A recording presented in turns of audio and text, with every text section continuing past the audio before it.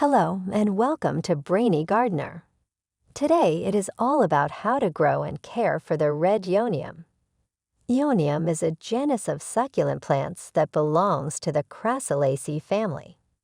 Aeoniums are native to the Canary Islands, but they are also popular as houseplants in many areas because they can be grown indoors year-round. Aeoniums have thick, waxy leaves that create a rosette shape, perfect for adding texture and color to any room in your home.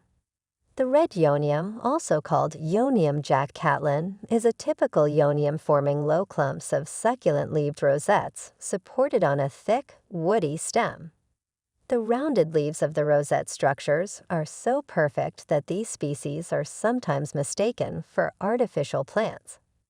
These plants spread about 1 foot and get about just as tall.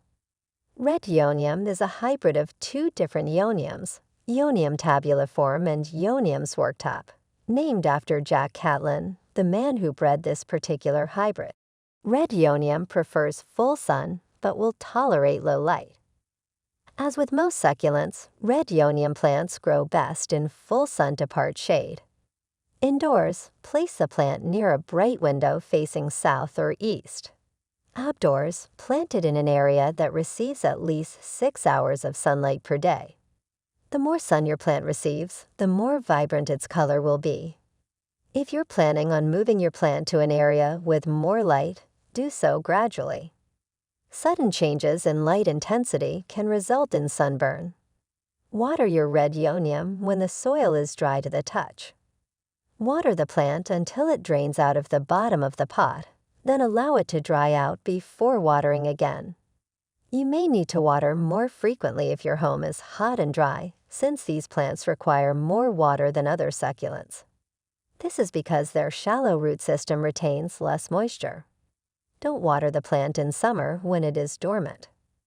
Likewise, reduce watering in the winter when the cold sets in. Red Aeonium should be kept in temperatures above 40 degrees Fahrenheit. The ideal temperature range is between 65 to 75 degrees Fahrenheit.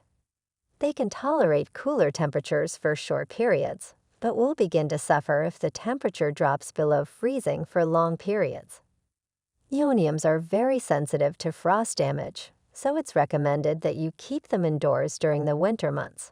However, if you regularly experience winters with moderate temperatures, your plant may survive outdoors year-round, as long as it remains adequately dry. These plants prefer a Mediterranean climate, not too hot, not too cold, and not too dry. The most common mistake people make when fertilizing Aeoniums is over-fertilizing. Unfortunately, this can sometimes even lead to plant death. That being said, these plants have a slightly higher threshold of being fed when compared to some other succulents. Fertilize only during the growing season and never more than once every 3 weeks. Propagating red Aeonium is best done by taking cuttings. The first thing you'll want to do is give your plant some time to mature. You can tell when it's ready because it will have several different rosettes growing on branches. A sign that the plant has reached maturity, and they will be almost as large as the primary rosette. To propagate by rosette cuttings, choose a healthy and robust rosette. Use a clean knife or sharp scissors to remove the rosette from the mother plant by separating it near the branch's base. Place it in an appropriate potting soil with some added perlite or sand. Lightly pat down on top of the soil so there are no air pockets between roots and soil. Now place this container in a warm environment, ideally above 64 degrees Fahrenheit.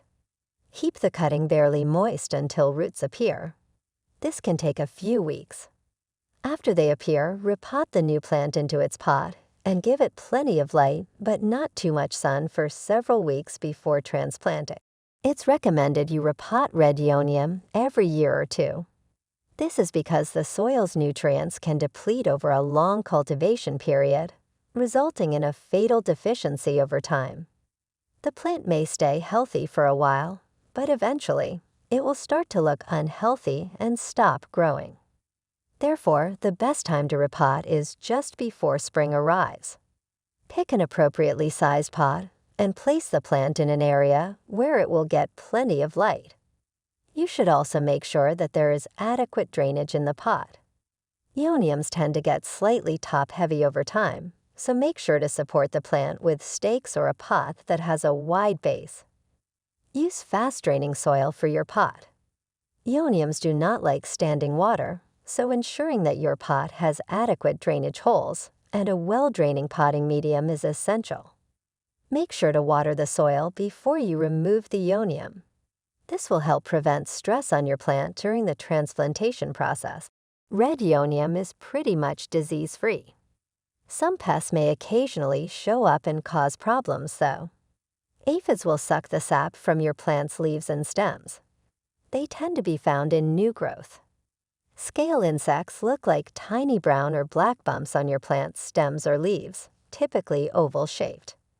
They can be tough to handle, so it's best to get an expert opinion before trying anything yourself. Mealybugs have powdery wax covering their bodies.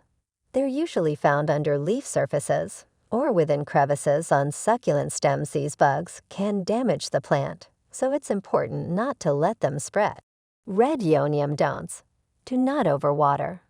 Do not suddenly change the plant's environment. Do not place the plant outdoors in freezing temperatures. Do not repot when the plant is dormant.